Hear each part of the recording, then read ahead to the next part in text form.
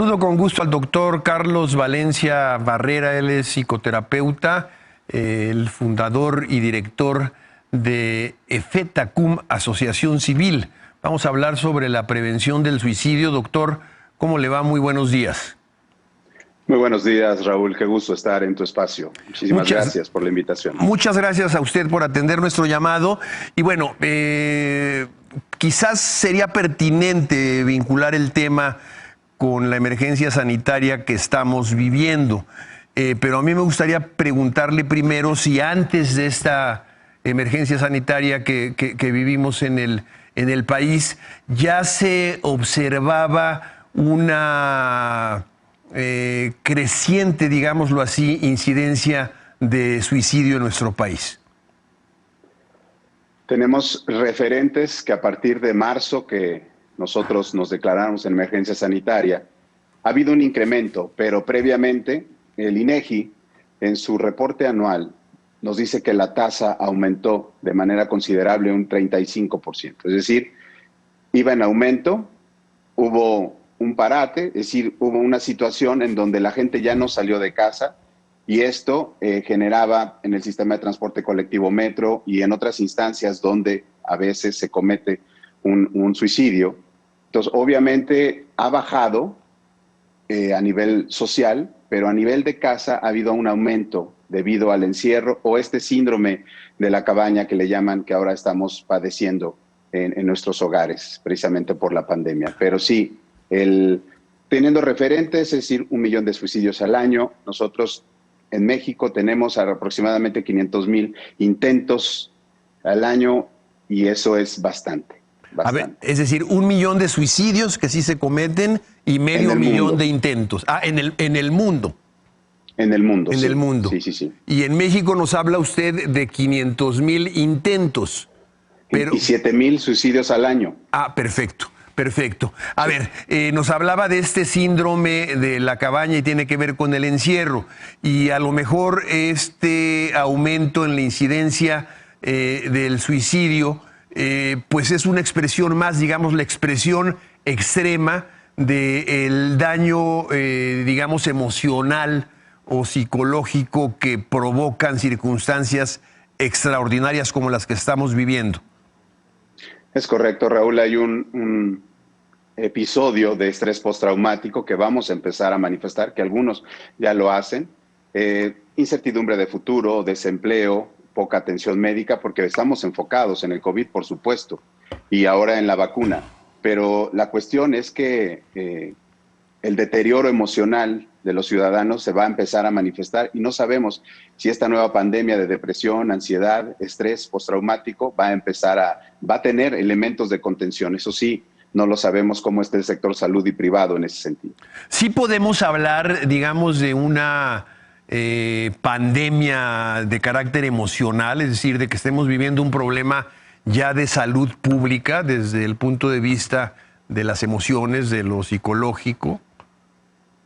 Por supuesto que sí, la estamos viviendo y en algunos casos algunas personas padeciendo. No tenemos una ley general de salud mental en México, no tenemos una ley general de prevención del suicidio. Está esto apenas en las cámaras generándose, pero lo que sí podemos hacer es contener la emocionalidad y contener la ideación suicida lo más que se puede y, por supuesto, el gesto suicida, que ya sería cuando la persona se empieza a hacer daño por mano propia. ¿Se puede hablar, digamos, de recomendaciones, de pasos, no sé, sencillos a seguir para la gente que está experimentando estos problemas de ansiedad, de angustia, de preocupación por el futuro, como usted nos decía?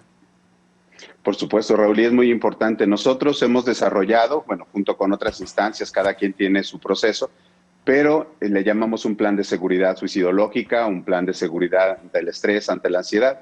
Y esto lo que hacemos es desarrollar junto con la persona que está en condición de crisis elementos muy puntuales, 6 elementos muy puntuales, desde la elaboración de la crisis, pensamientos, acciones, gestos, teléfonos de contacto, contactos de emergencia. Entonces la persona lo tiene a la mano para en cualquier momento recurrir a él y que esta crisis, que no llegue a una ideación suicida, sino al contrario, que se detenga ahí y que pueda ser contenida y ojalá resuelta. Y el ojalá no me refiero a la suerte, sino que si sirve el proceso, si funciona el proceso, por supuesto que tiene un final exitoso y no lamentable. ¿Y cuáles son esos 6 puntos? Sí, el primero es analizar junto con la persona los momentos cumbres de la crisis, es decir, en qué momento se detonaron. Hay que atender las sensaciones y emociones que generaron esa crisis. El segundo es hablar con familiares, amigos y decirles, va a ser un plan de seguridad de 1 año. Este plan, estás tú involucrado, este es el teléfono de contacto. Se habla con la persona en crisis y le dices con quién vives, qué es lo que estás haciendo, cuáles son los elementos que consideras que detonan esta crisis en ti. Porque estamos hablando que no se genera una depresión a partir del COVID, sino la persona ya viene arrastrando ciertos problemas a nivel de salud mental y emocional. Entonces, es más fácil identificarlos. La ingesta de medicamento, también ver si es recurrente, si está tomando un medicamento sin ser diagnosticado. Y todo esto nos ayuda a nosotros a generar un plan de seguridad para que la persona efectivamente se sienta protegida, blindada a nivel emocional y sienta que hay una asociación, una familia y una sociedad que se preocupa y se ocupa, ¿no?, por estos elementos que esta persona no puede visualizar de manera inmediata. Bien, doctor, no sé si haya algún tipo de expresión inicial que te indique que estás empezando a padecer un problema de carácter emocional que pudiera desencadenar en una depresión profunda y, por tanto, en situaciones como el suicidio. Nosotros le llamamos factores de riesgo, Raúl. Sí hay expresiones, por supuesto. Cosas que antes te encantaban las dejas de hacer. Aburrimiento, desplazamiento social, es decir, o aislamiento social, consumo excesivo de alcohol o drogas, irritabilidad, trastornos de sueño, trastornos del humor.